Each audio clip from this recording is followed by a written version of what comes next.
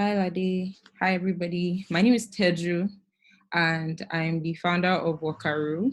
We're an online community for students and recent graduates who are still trying to figure out the world of work and things like that. So we share resources, articles, webinars like this, pretty much everything that we think will help. Okay, we also share job opportunities as well, internships, things like that. So if you're not already following us on Twitter or on Instagram or on Medium, you should do that now. So I'm just going to hand this over to Lade. Lade is a UX researcher, a design strategist. She is also a career advisor. She does this. I even had a session with her at some point, and it was very helpful for me. I was trying to figure out what I wanted to do with as regards product management and things like that. So I feel like we'll really, really benefit a lot from the class. She graduated like 3 years ago, 2 years ago, and she already has so much work experience, and it's so interesting. So I'm really excited to learn from her. Thank you for the nice intro. So I'm just going to share my screen so you can see the while I talk. Um,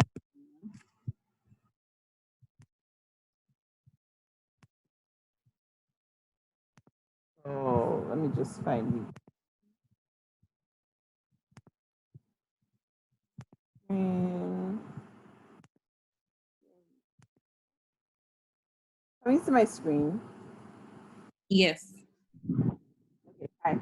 Welcome. I'm going to make this as quick as possible because there are so many questions that Pedro already sent to me, and I'm sure that other people have questions on the call. So I'm going to try and run through this as quick as possible. So a little background about this is I work in tech and I have I don't know how to, I can't say I don't know how to code because I do know how to build it well. Some people argue that it's not really coding, but I do know how to do a little bit of HTML, and I learned CSS and JavaScript, and I can do some Python and SQL that I learned. But my primary tech gig does not require any coding whatsoever. And to make it quote unquote worse, I don't even do visual design. Strictly do strategy and research and stuff like that and write. So that's and I always get all this do you really work in tech? Do you work in tech?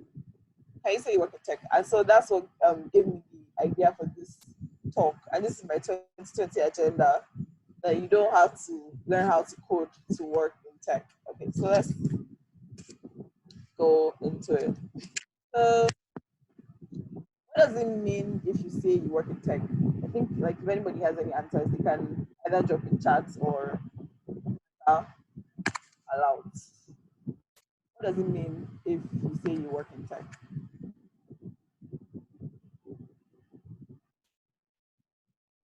Anybody?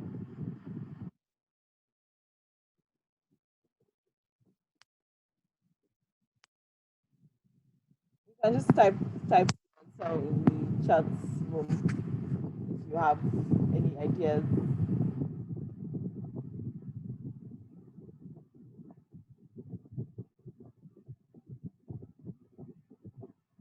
I can't move forward without an answer. Okay, so Summer says, I would say it involves working in a firm that provides tech services. Good, good, cool. Anybody else? Or tech enabled business? Okay, cool. Okay, so just because of time, I'm just going to go ahead. So usually when people say they work in tech, what they mean is when people say they work in tech, what they mean is that they're a developer or they do machine learning or all those heavy things, quote unquote heavy things that people associate with tech. So my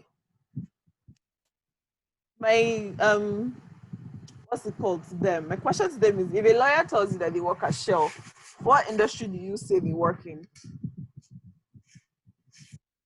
Just anybody can answer either in chat or verbally. If somebody says, oh, I'm a lawyer at Shell, you say they work in oil and gas. A couple of people have responded oil and gas, right?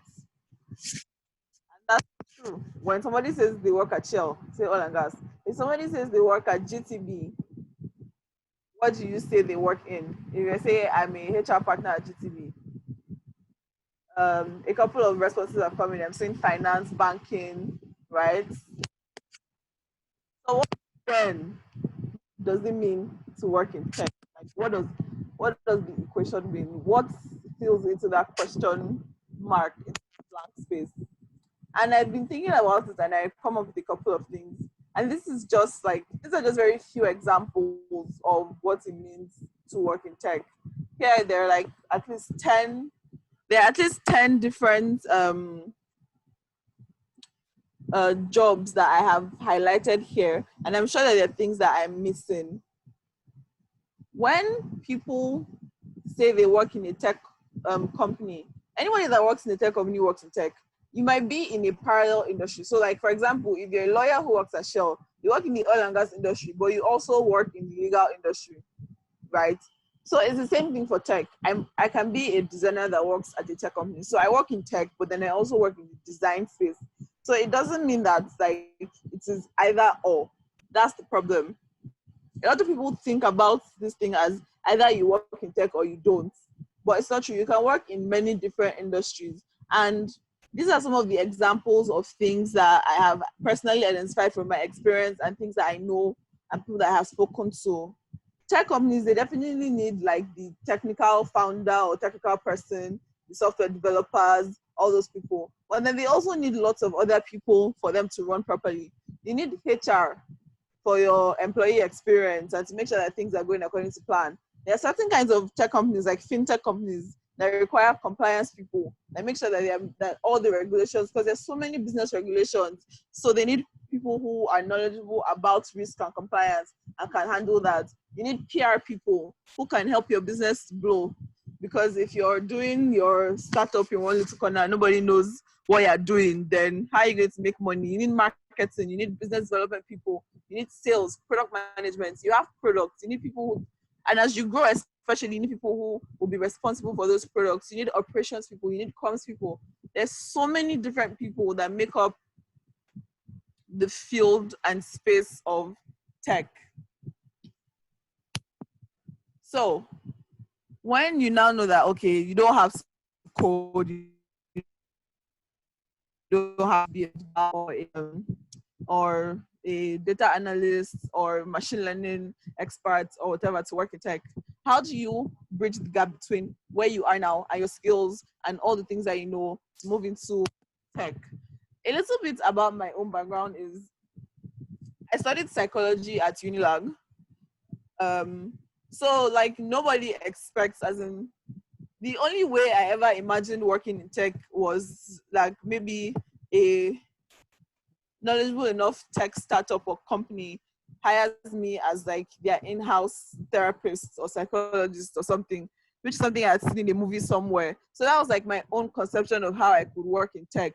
Because I also tried to learn, I took code academy classes, did general assembly dash classes to learn front-end development. I'm currently doing all kinds of things, but I really didn't enjoy all of those things. And then I discovered UX and design and research and product strategy and all these things, which I enjoy doing and which allow me to work with tech. I've worked with so many tech companies in the past 3 or 4 years of my tech career.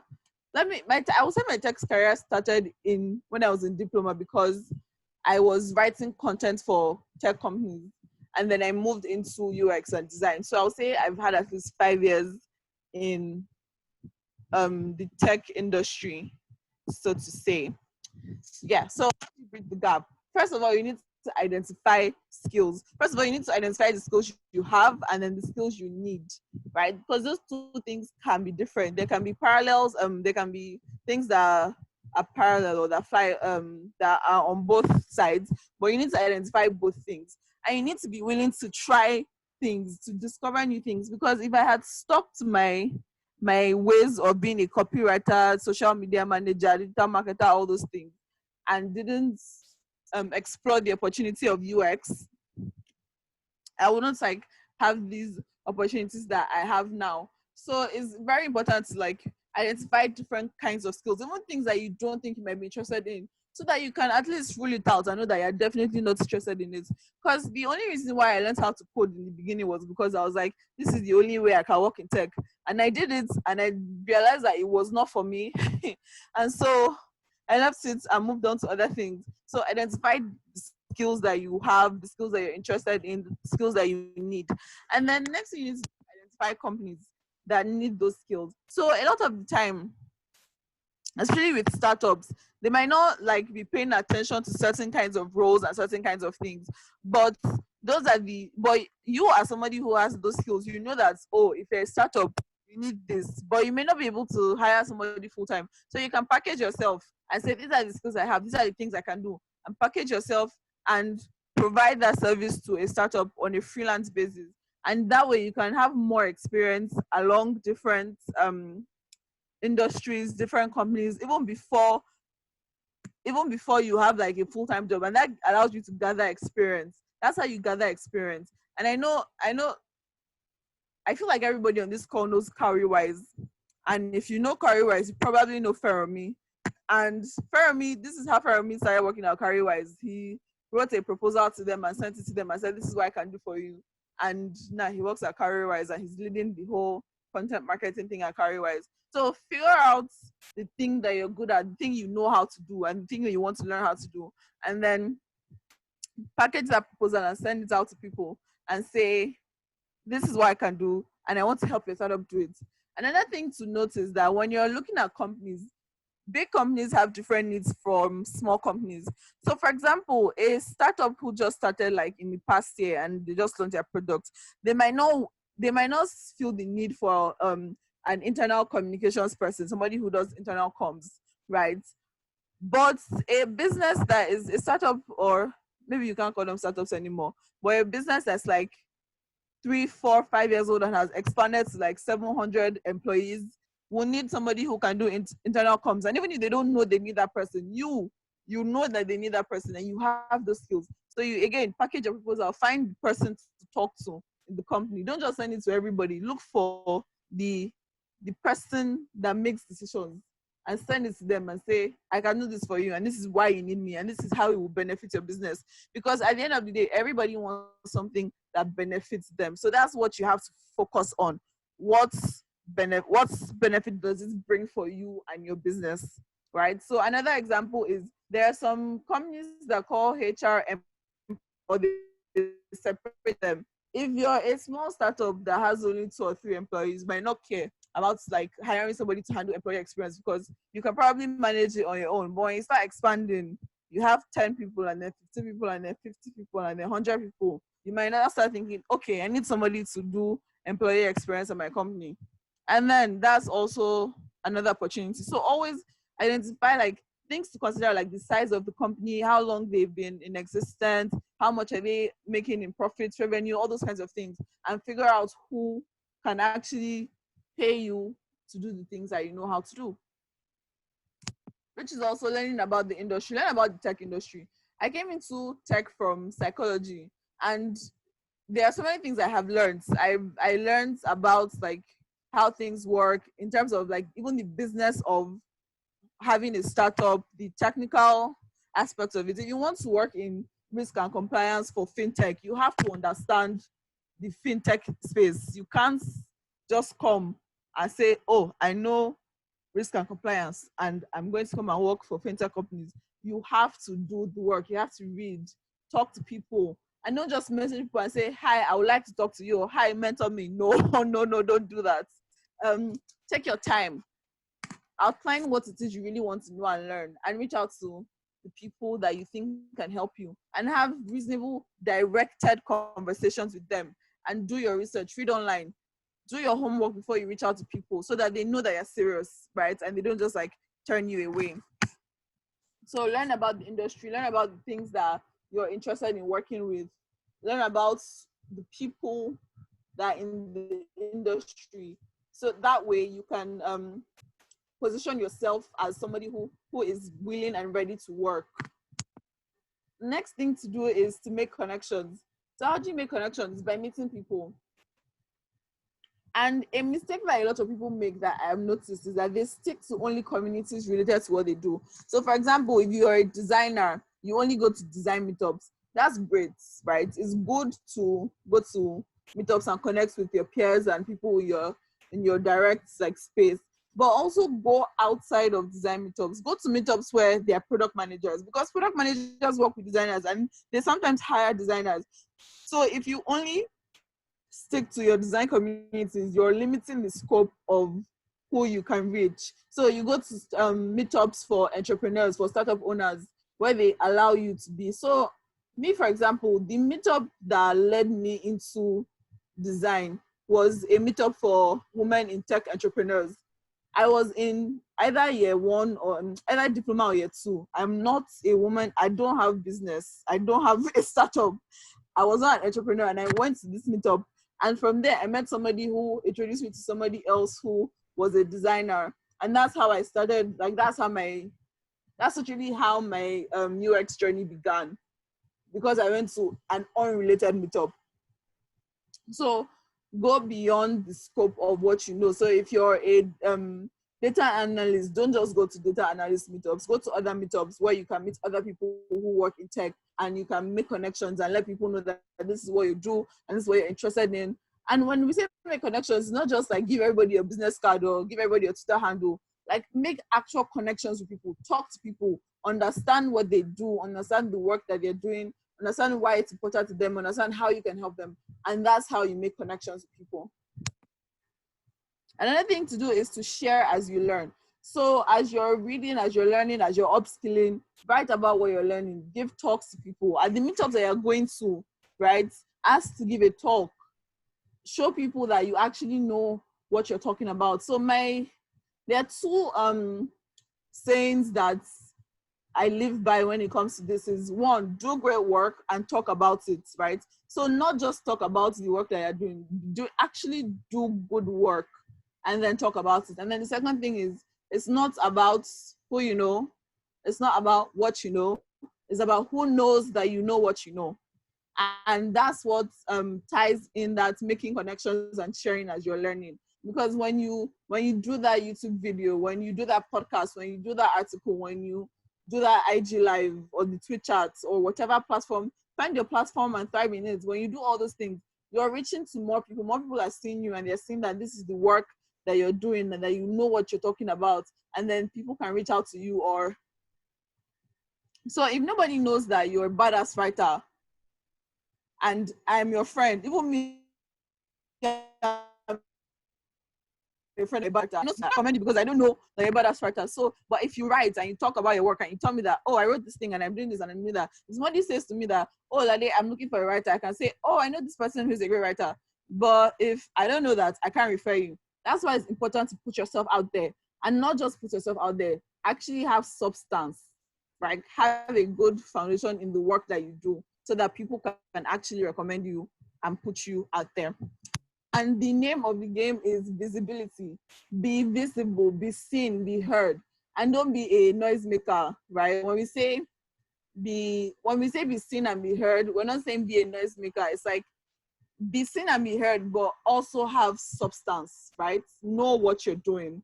That way, you're not. So it's like when there is a house of cards and then you poke it and then everything falls to the ground. You don't want to be that person. You want to be the person that is built on a solid foundation of good work, that if they poke it, you're not going to collapse because you know what you're doing, right? And that is the end of the talk. Very quick and short.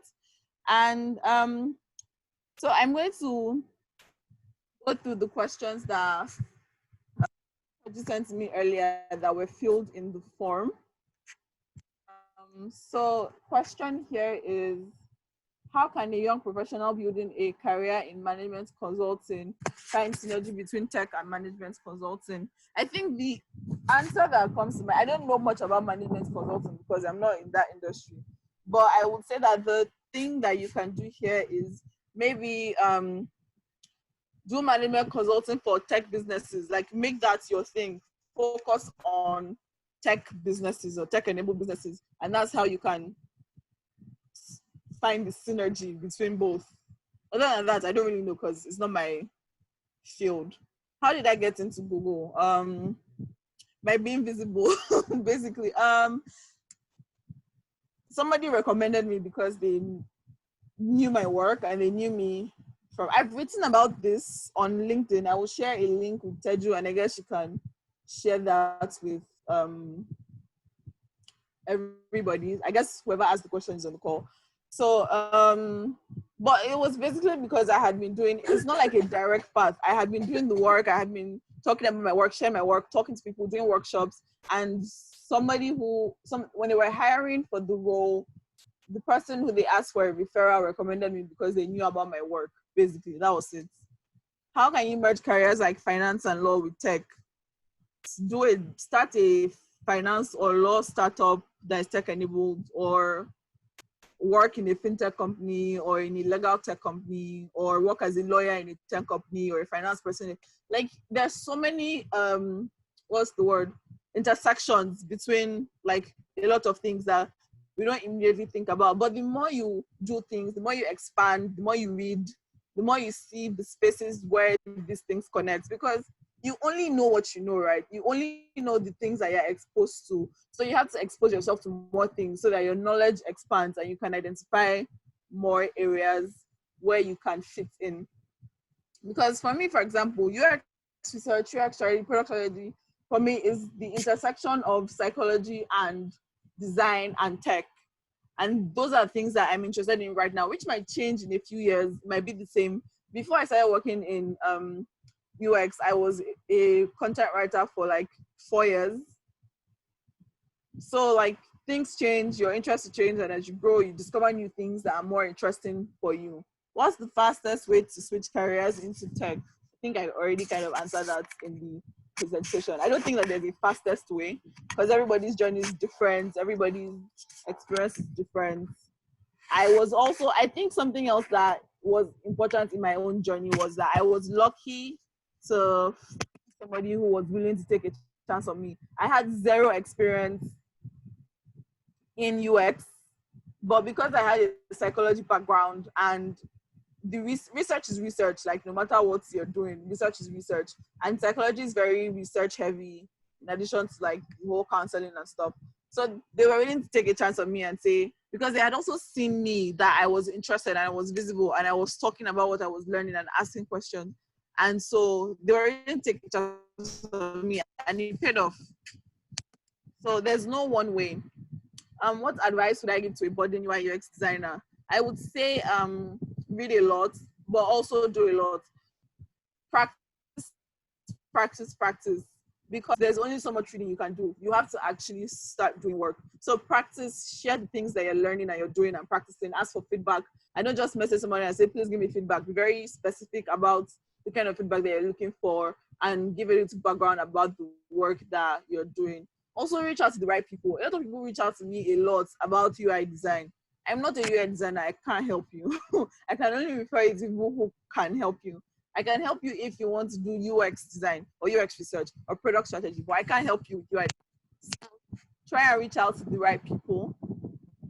When you're reaching out to people, look up the things that people have done. Like, for example, if you want to find out my tech journey, if you Google LinkedIn and my name, you'll see I've written a whole article, like 2-part article on how I got into tech and UX.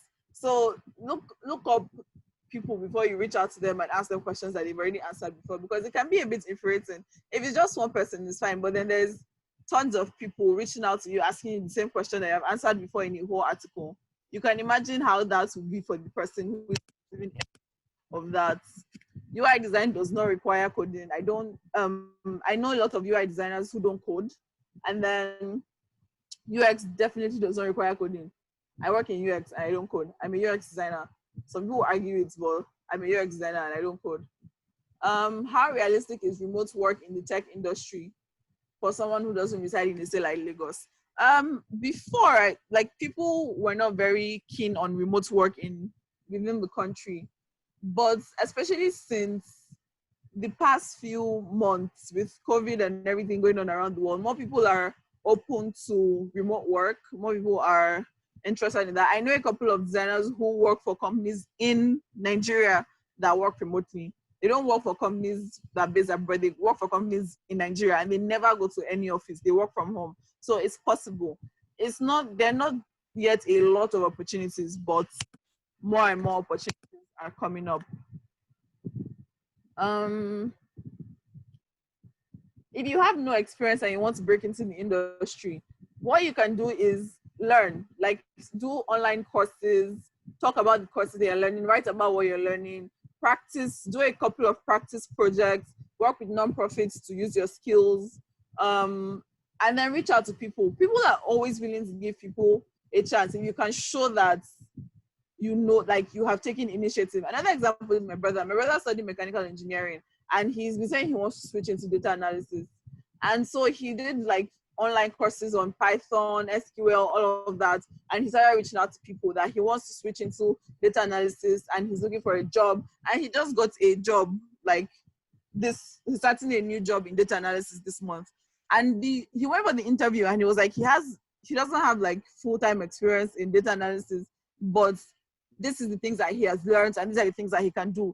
And they gave him a job, and they took a chance on him. So people are willing to take a chance on you if you show that you're actually very serious and very focused, and they will give you those opportunities if you address it in the right way. What is the right way to learn design? There's no right way to learn design. The right way to learn is to practice. The read and practice, those are the two things that I would say. As you're reading, as you're learning, as you're watching videos, as you're joining seminars and webinars and meetups, practice, practice, practice. If you don't practice, if you don't have anything to show for all the reading and learning that you've been doing, it will just be a waste of time. I can't help with software developer roles and internships because unfortunately I don't work in that space. Career prospects for UX writing is growing, I think, but it's like one of those scenarios where you have to make your own work. You might not necessarily have people reaching out to you and posting job ads for UX writers, but it's up to you to be able to reach out to people. A lot of jobs are not posted. This is something that I've learned in like my very short career. Like every single job I have gotten as a UX researcher was never publicly published. It was always a referral or somebody asking or me reaching out and saying that this is what I do, and this is the work I do, and if you're looking for somebody that can do this, I'm the person for you, and this is what I've done before, right? And then they say, oh, okay, we've actually been thinking about doing this thing, or we've never thought about this, but you've presented a good scenario for us. And so for the newer things, right, you have to be proactive. You can't just wait for somebody to come and say, we're hiring UX researchers, we're hiring UX writers, because those jobs are very few and far in between. And the very few that come out, most of it is they don't talk about them, or they don't share them, or they don't even realize that they need them until somebody comes and says, this is the thing that I do. And then they're like, oh, we need this person. And this has been the case for me and so many people that I know. So you have to reach out to people, go to meetups, work, network, share your work, share what you do, and all of that. And that's one way. So where can people find UX research jobs? In Nigeria, like I said, like it's very hard. Even now, it's still very hard. Very few. I would say that in the past year alone, I've only seen maybe like 3 public job postings for UX researchers. And that's for the Nigerian companies. So it's really up to you to, like, whether it's UX research you want to do, or product management, or content marketing, digital marketing, UX, whatever it is you want to do, you have to be the one who is proactive and taking the step to reach out to people and say, this is the work that I do, and this is how I can help you. You're not going to phrase this like, do you need this? You're going to phrase it to them like, you need this, and this is why, and I'm the one that can do this for you. Do I have the difference between product management and product marketing? So a lot of companies have product and marketing together. At least like a few of the companies where I have worked have product and marketing teams together. So product managers handle like what a product looks like, how it works, using user feedback, markets analysis, all these things, and then they decide and define the direction of a product. Product marketers market the products, literally, like they make it they put it into the hands of people. Like they make people see it and people learn about it through the work that they do. So there's a lot of parallel. A lot of the time, product marketers and product managers work together, and sometimes you have those like product PMMs, right, who do a bit of both, but they are mostly marketing. Like Google has something called the PMM program that they have, but it's mostly marketing. I can't say how profitable a career in data analysis is because I don't work in that space, but I know that more people are, like, at least remotely, you can get remote jobs as a data analyst. Is easier. So there are some jobs that are more suited to working remotely than others. For example, it's very hard to find remote UX researcher jobs, except the company that is fully remote.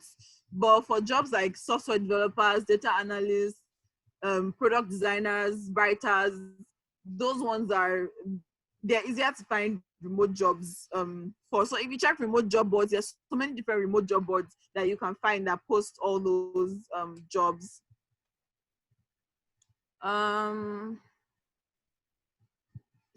Sites that you can learn about UX. If you check, there's a guide I put together on UX research specifically, but it also, a lot of the websites that I highlighted also do general UX conversations. So I will also send that link to Teju and she can share with everyone where you can access. I think I can even share it in the chat now.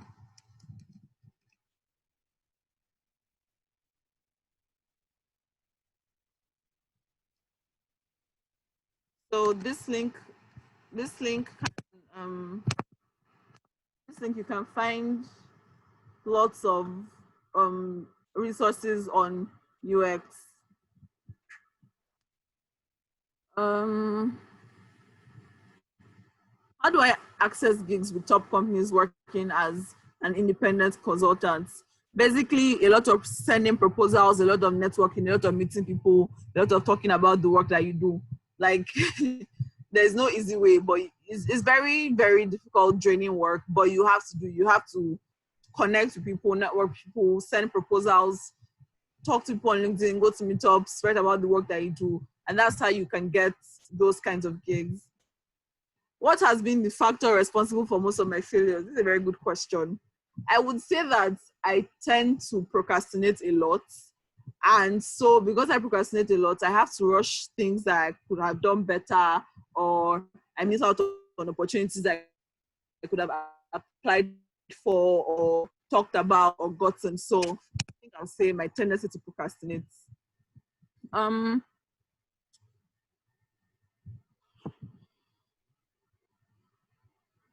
To start a career in design, do you need certifications or experience? You need practice and experience. And that experience doesn't have to be a full-time job or an internship. It can be you taking the initiative to work on a project and say, I'm build something out and write about it and write a case study and say this is something that actually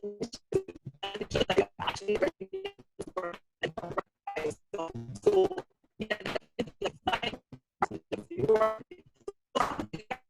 help them redesign their website, or if they have an app, help them redesign. If they don't have one, you can reach out to them and say, I can help you do this, or improve some part of the experience of their service or product.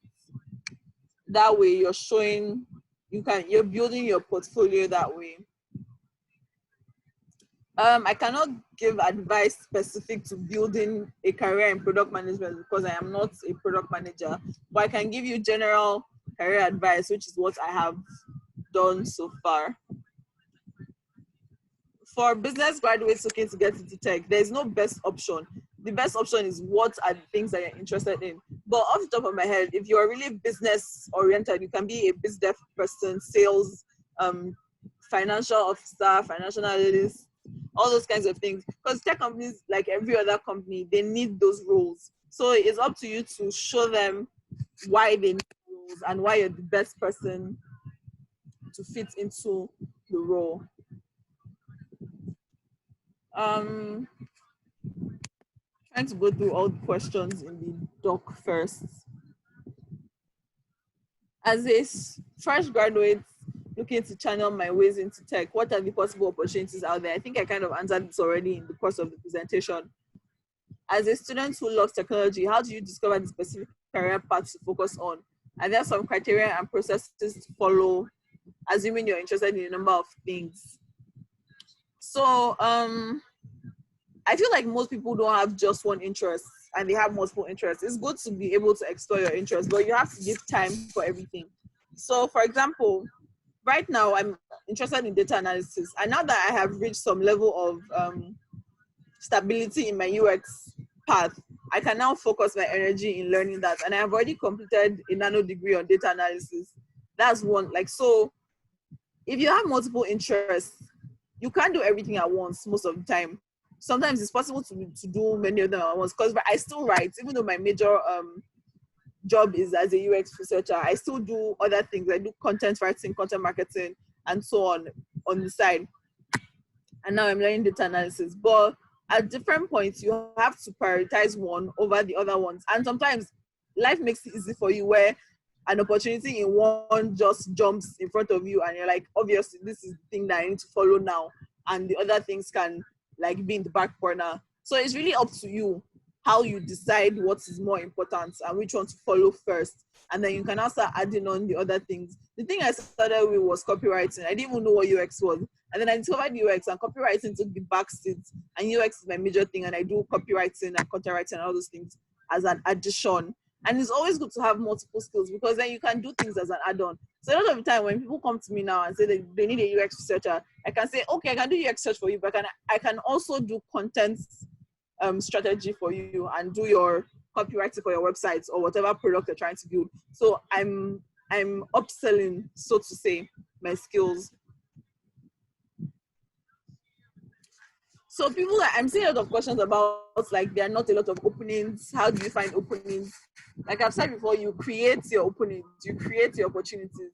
It's very, very rare in this tech space, especially for these non-coding jobs, to find like public job openings. So you have to create your opportunities for yourself.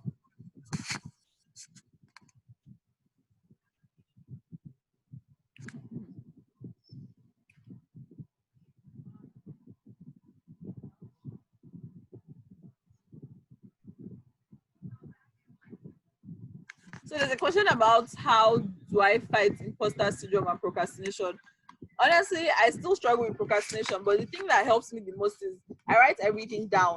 So I have Google Calendar, I have Trello, and I have a paper journal, and then I use Google Keep. So I use my paper journal to keep track of the things I need to do every day, and like my to-do list that I need to complete every day. And then I use my calendar so that I'm on top of like the general overview of the things I need to do in a week, in a month, events, meetups, meetings, all those kinds of things. And then I use Trello and Google Keep for a combination of those two things, timelines, deadlines, and all of that. For imposter syndrome, I don't know. I personally do not relate to imposter syndrome, at least not anymore. I think the last time I felt imposter syndrome was like, I don't know, maybe when I first started as a UX researcher, but I really don't relate to that feeling anymore. So I don't know. And I don't know, like, if I did anything I can't say that I did a particular thing to overcome the imposter syndrome, but I don't know. I guess people say that a way to beat imposter syndrome, according to what I've read and in conversations I've had with people, is to talk about the work that you're doing. The more you talk about it, the less the voice in your head that says you can't do this thing is very loud. It lowers the voice of that. So I can say a question now about how I manage my commitments to avoid burnout and all of that. Like I mentioned, using a paper journal, using Trello, calendar. I found the mix that works for me. Also, I have people who keep me accountable that follow up with me and say, like, have you done this? Have you done that? And that's especially for personal projects. The person that keeps me accountable most is my boyfriend. So, and two of my friends, I have two friends in addition to my boyfriend who keep me accountable on everything that I do. My best friend Early, my boyfriend, and somebody else who is like a close friend that helps me with stuff. So find your people who can keep you accountable, who can keep you on top of the things that you need to do, and find the tools that work for you. Because some people tell me that Trello does not work for them, and they can't use Google Keep, and they can't use paper journals. But that's what has worked for me. So find what works for you.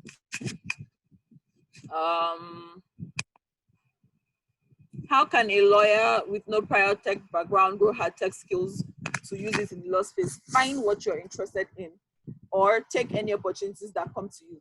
Something that I say a lot is that when they reached out to me at Hub and said, have I considered a career in UX research? I always answer yes. But to be honest, at that point, I hadn't considered a career in UX research. I was still trying to figure out what I wanted to do. I knew I enjoyed design, like going for the meetups and things I was learning and so on. But I hadn't honestly like sat down and thought, oh, maybe UX research is something I can do. But when they asked me, I said yes, because I was like, what's the worst that can happen? The worst that can happen is that I won't like it and then I will quit. So take opportunities that come your way. So if you find an opportunity that drops in your lap, take it and see what happens from there, right? Be willing to take risks. Take risk and succeed. Take risk and succeed, basically. Communities to join. Well, I'm biased towards design communities. So Usable, She Designs, there's She Code Africa if you're interested in coding, but this is a no code talk. So there's Product School for product managers, there's Product Tank. Those are the ones I know of. But if you do your own search, I think Benjamin Dada blog has an article on tech communities in Nigeria that you can join. And then you can also join international communities. Don't limit yourself to physical meetups. There are virtual meetups, there are Slack groups, international groups that you can join that can also help you, because those ones have also helped me in my career. When I started doing UX research, there were not a lot of UX researchers, so there were not a lot of people that I could talk to here. So the thing that really helped me was the international Slack communities that I joined that helped me in taking steps. And when I got stuck on a project, I got advice from those people.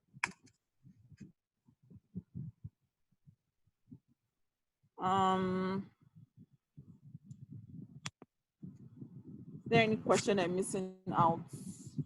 What fits a person who is skilled in content creation and learning social media management and a thinker? Well, like you can do digital marketing, you can do content strategy, you can do social media management. Just like find, like this question that you asked me, if you put it to Google, you see different kinds of things come up. So because I don't know everything, I only know the things I know and the things I've been exposed to. So there might be things that I don't know that exist outside what I know. So I don't want you to limit yourself to the things that I know. So do your own research, look out for new things, and you'll probably find something that you have at least an interest in. I think I've answered all the questions. If you answered your question, you can send it again into the chat. Edu, are we good on time? Yes, you have all the time, all the time that you want, to be honest. So as long as you have questions and things. Okay. International tech communities. Off the top of my head, because I'm mostly in design communities, so design and product communities are the ones that I'm mostly in. So those are the ones I know. There's Context plus UX group. There's Design Hangouts. In the guide that I shared earlier, there's some I linked to some communities in that guide. So if you check it out, you'll see those communities. What else? There are lots. I can't remember all of them off the top of my head, but the major one I'm in a lot is Designer Hangouts. There's also Black UX Network. And if you search on Twitter, you find them also. How essential is UX writing to Nigerian tech companies? UX writing is important to every tech company, but again, the question is, do they realize it's important? And if they don't, it is your job to make them understand why it is important, because that way you're creating your work for yourself.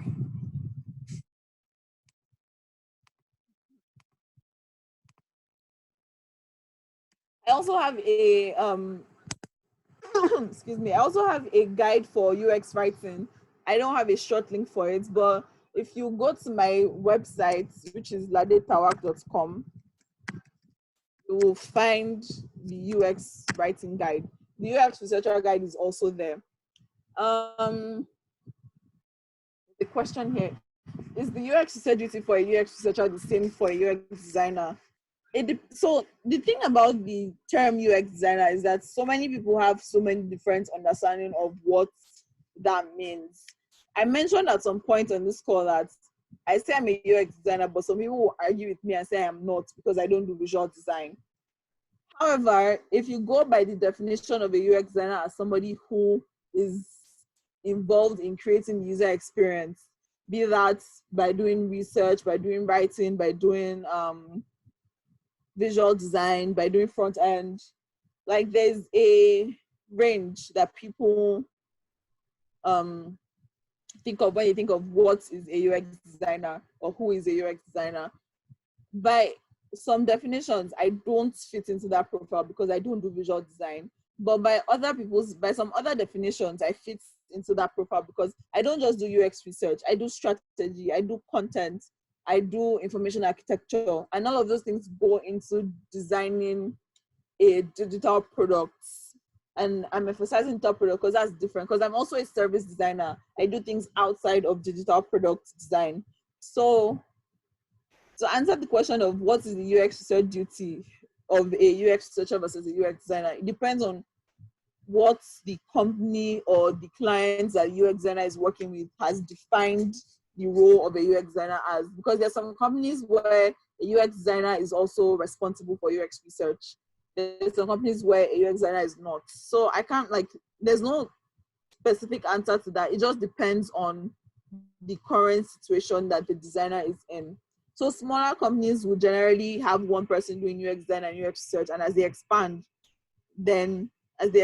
as they have more products, as they have more users, then they now say, oh, okay, we need to hire a UX researcher, right? So there's no one answer. Something I talk about a lot is that I haven't talked about on this call is there's a concept known as a T-shaped designer, which is that you take one skill and have in-depth knowledge of it, and then you have other surface knowledge of the other things. What I like to advocate for instead is something called a broken comb person, not just designer. So you know how a comb is shaped, right? A comb has different prongs, or what's it called? And with the letter T, there's a horizontal line and a vertical line, and the vertical line is the depth. And so when you look at it in a comb shape, a broken comb shape, there are some prongs that will be long and some prongs will be short, and that's varying levels of depth of your knowledge of various skills, right? So that's the approach I take into my own, developing my own career and my own self. It's there are things I have surface knowledge on, and there are 3 or 4 things I have in-depth knowledge on. Some people argue that it's not possible to have in-depth knowledge on more than one thing, and that's true. But you can't know everything. Even if, no matter how well versed you are in one topic, you can't know everything about the topic. So pick 3 or 4 skills that you want to really grow in, and then learn a little about everything else, but have your core 3 or 4. And that's the concept of a broken comb designer or a broken comb person. So is there any other question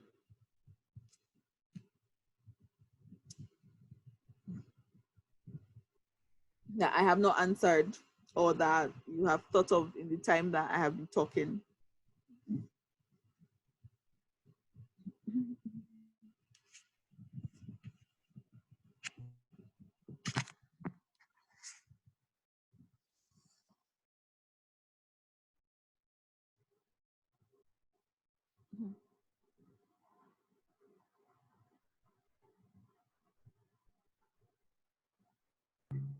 Okay, so it seems like there are no other questions. So maybe we'll wait for 2 minutes. If you have any questions, you should send it in now, or we're just going to assume that there are no questions and everybody is perfectly fine and they're just going to, start out on their non-code careers in tech, after this webinar, and we'll end the call.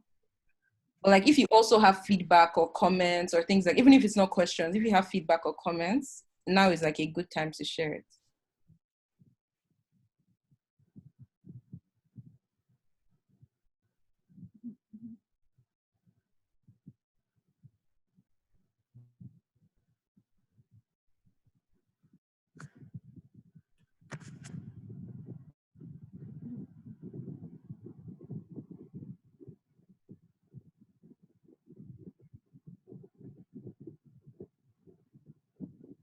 Also, if you signed up so when you were registering, if you signed up for the mailing list, it means that after this is recorded, so after this, you'll get after this, you get the recording as well as all of the resources that Lade mentioned. So maybe the links, if you missed any links as well, we'll try to include it there. And then something else, if you learned something, please share it on Twitter, whatever. You can tag Lade and tag Wakaru as well. It's really good for us to see what everybody's learning and if these webinars are effective or not, or if we're just wasting our time with them. So yeah, please share your feedback or comments on Twitter, on social media, and you can also email us on So WhatsApp. actually, I want to add something. Yeah. Yeah, so my I know a lot of people say that they want to work in tech, but they're scared about coding. Something I want to say is that if you're interested in coding, please learn how to code. It's not as hard and as scary as it seems because I know because I have like done it. It's not as hard and scary as it seems. Don't like run away from it if it's something that you're actually interested in. Try it out and see if it's something that you're really interested in or not before you decide that I don't want to do coding, right? So please, if you're interested, try it out. Don't run away from anything. Try everything out, and then the only thing you should run away from is drugs. But don't run away from everything. Try it out, and then decide whether you like it or not.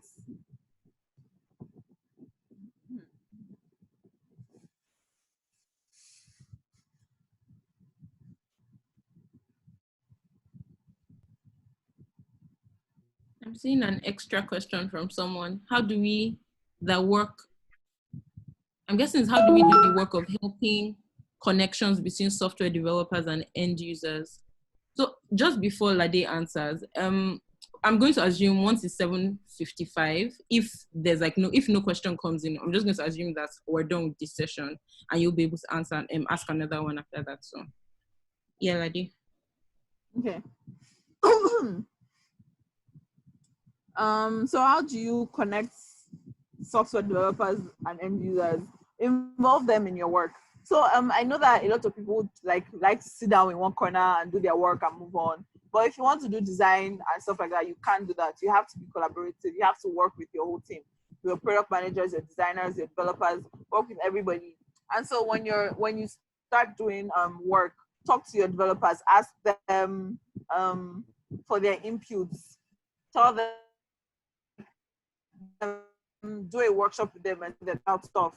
And then if you're doing research sessions, involve them in those research sessions, have them sit in the sessions and observe. If they have questions, they can ask them at the end of the sessions. That way they're more involved in the game. They see things from the perspective and they're more engaged and more involved. There was a question that I saw just now. Well, I can't say what companies have UX openings. I don't have like a repository of companies that have UX openings. But again, just reach out to people, reach out to companies, reach out on LinkedIn, Twitter, whatever platforms where you see people on, and tell them what you do and what you're interested in, and you'll probably find something. The person who asked how I deal with closed deadlines, please expand. I'm not sure how to answer that question. I'm not doing anything related to tech except I use CAD design software. However, I'm learning data analysis and a few other skills just to have knowledge of them. What can I say to you? Well, I'll say keep doing what you're doing, but also talk about your work. Showcase your work.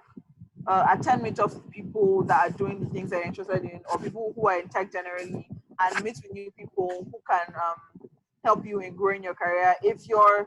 I'm not sure what you're interested in doing or what direction you're going in, but as you do that, as you write and learn and share your work and you go to meetups, as you discover what that is, then you can like have a more streamlined career.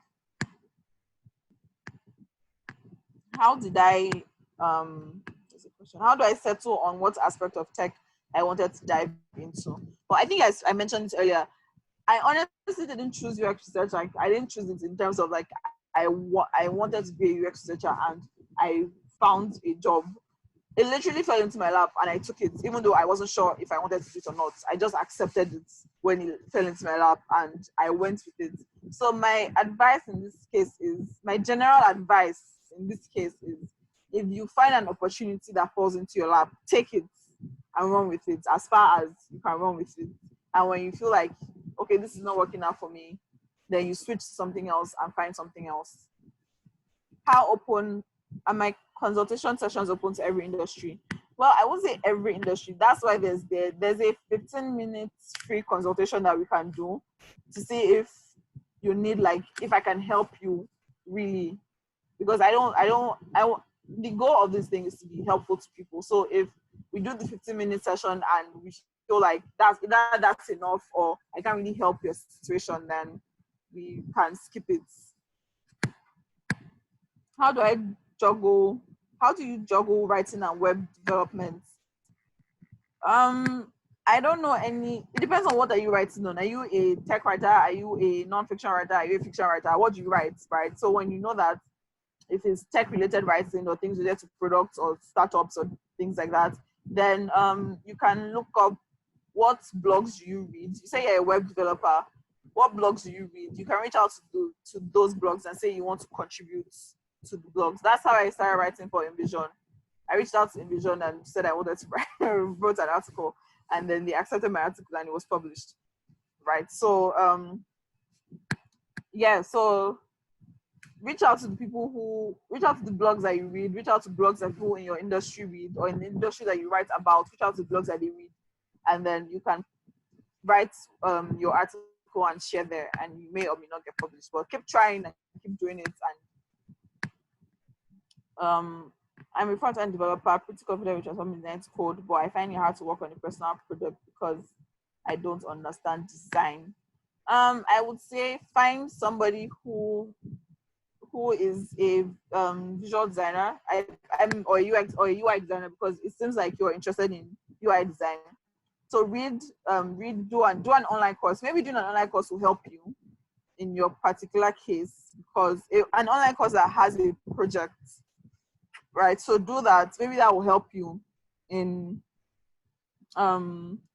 doing a personal project and in understanding design, because you can't understand design in one day, right? It's like, no matter how extensive the course you're doing is, you cannot understand everything in one day. So you have to give yourself time to learn and grow in the space. Allow yourself make mistakes. There are things I did when I started working in UX research. If I could go back and do some of the projects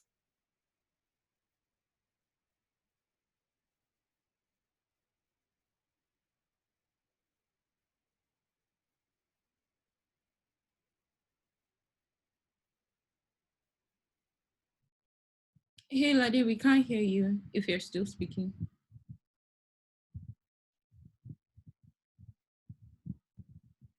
Okay, I think she's disconnected. I'm sure she'll try to join in.